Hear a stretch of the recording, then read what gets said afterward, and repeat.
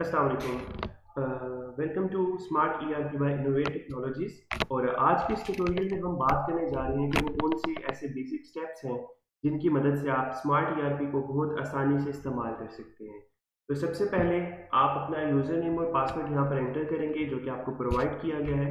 और इसके बाद जैसे ही आप लॉगिन करेंगे तो आपके सामने एक डैशबोर्ड लोड होकर आ जाएगा। ये डिटेल्स और उनकी चार्ट्स एंड ग्राफ की सूरत में एनालिसिस को बता रहा है। तो अगर हम बात करें यहाँ पे सबसे पहला जो हमें काम करना है वो दो तरह से हो सकता है। आप सबसे पहले अपने कॉन्टैक्ट्स में जाकर अपने सप्लायर्स और अपने कस्टमर्स का रिकॉर्ड ऐड कर सकते हैं। मैं आपकी आसानी के लिए एक कस्टमर और एक सप्लायर का रिकॉर्ड ऐड करता हूँ। हम कस्टमर में जाते हैं और इसके बाद हम ऐड के ऊपर क्लिक करेंगे। जैसे ही हमने ऐड कस्टमर के ऊपर क्लिक किया हमारे सामने एक फॉर्म आया है जिसमें हमसे पूछ रहा है कि क्या ये कस्टमर इंडिविजुअल है या कोई बिजनेस है।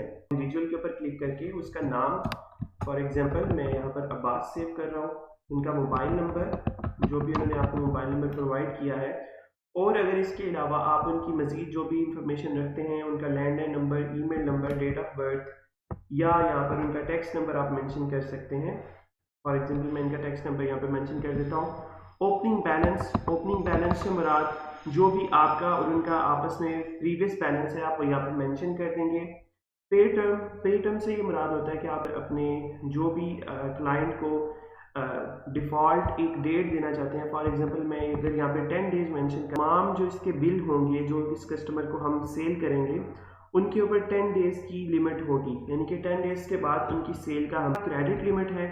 क्रेडिट लिमिट से ये मुराद है कि ये जो एक स्पेसिफिक कस्टमर है आप इसको कितने अमाउंट का क्रेडिट सेल कर सकते हैं। फॉर एग्जांपल यहाँ पर 50,000 मेंशन है तो मैं यहाँ पर 1 लाख कर देता हूँ। अब ये 1 लाख से आप इस कस्टमर को 1 लाख तक की सेल कर सकते हैं क्रेडिट में। उसके बाद हम इसको सेव कर लेते हैं।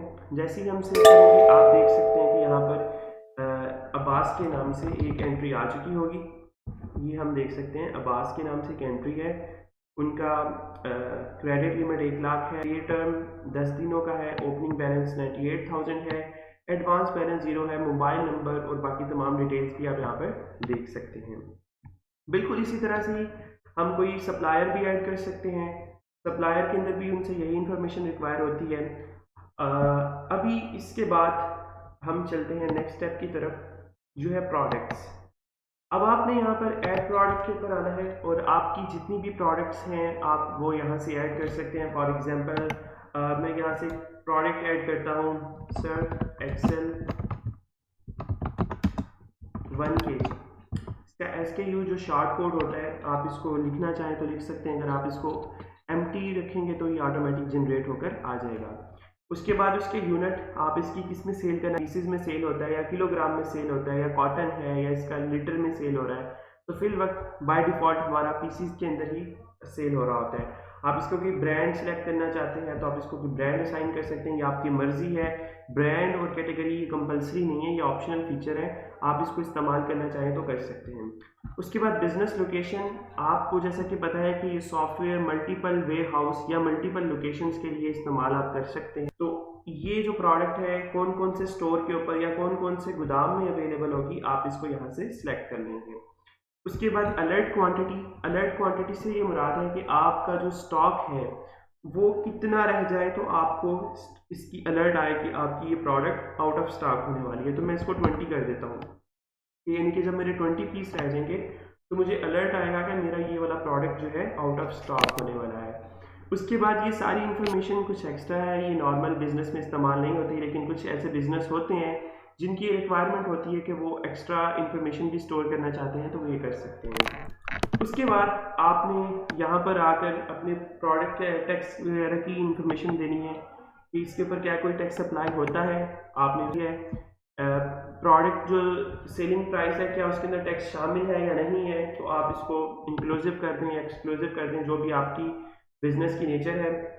उसके बाद यहाँ पर आपने अपनी कीमत मेंशन करनी है। फॉर एग्जांपल मैंने सर्फ एक्सेल 1 kg लिखा है तो इसकी परचेज प्राइस मैं बताऊंगा 260 रुपये।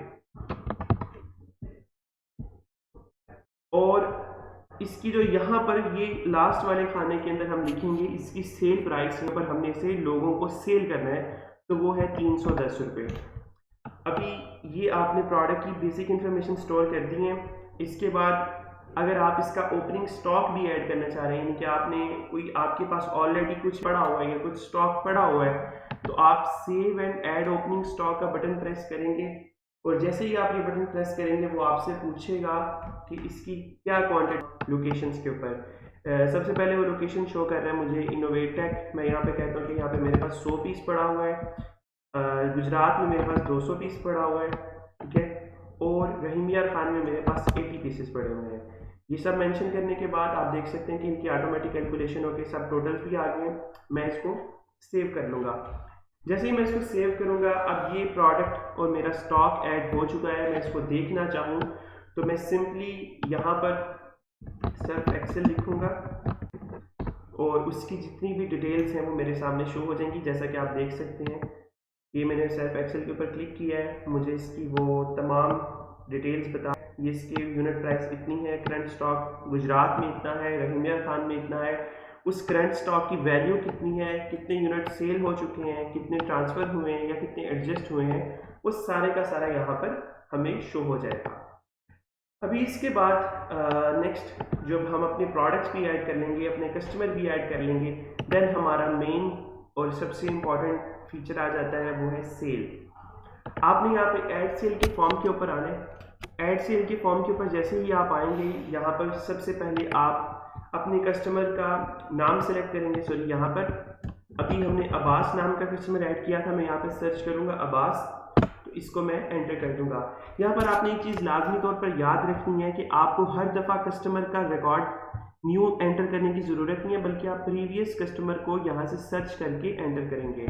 और अगर कोई ऐसा कस्टमर है जिसका रिकॉर्ड आपके पास ऑलरेडी महफूज नहीं है, जैसा मैं यहाँ पे फॉर एग्जांपल लिखता हूँ XYZ कुछ भी, तो मुझे वो कह रहा है कि add KSHAD as a new customer, तो मैं यहाँ से इसको एज अ न्यू कस्टमर भी सेव करवा सकता हूँ। ये वाली ऑप्शन मेरे पास दोबारा आ जाएगी।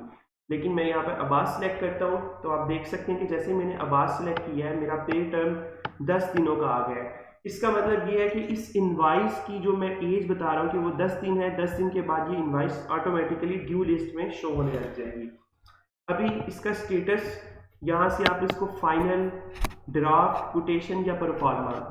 फाइनल और ड्राफ्ट में फ़र्क ये होता है बेसिकली कि जब एक सेल आपकी फाइनल हो गई है और उसको आप वो चीज़ बेच चुके हैं, तो आपने फाइनल सेलेक्ट करना है। अगर आप उसको कोई कच्चा बिल या जस्ट एक कोटेशन बना के दे रहे हैं, तो आपने उसको कोटेशन या ड्राफ्ट को सिलेक्ट कर लेना है। मैं फिलहाल यहाँ पे फाइनल करूँगा। इनवाइस स्कीम आपकी वही रहेगी। सेल डेट अगर आप प्रीवियस डेट में ऐड करना चाह रहे हैं तो आप कर सकते हैं। इनवाइस नंबर आप इसको खाली छोड़ देंगे तो ये ऑटोमेटिक जनरेट कर लेगा। और इसके बाद यहाँ पर हम अपनी प्रोडक्ट सर्च करेंगे जो भी हमने सेल करनी है। मैं यहाँ पर सर्फ एक्सेल लिखूँगा, तो जैसे ही मैं सर्फ एक्सेल सर्च करूँगा तो वो ऑटोमेटिकली ऐड हो जाएगा मेरे यहाँ पर। ये आप देख सकते हैं कि सर्फ एक्सेल गोल्डन, ठीक है।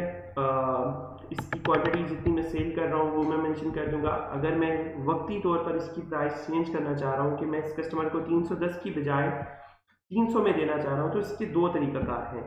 तरीका नंबर एक तो यही है कि आप 310 रहने दें और डिस्काउंट के अंदर जाके 10 रुपये ऐड कर देंगे, तो वो आपको उसमें से उतने कम कर देगा पर यूनिट।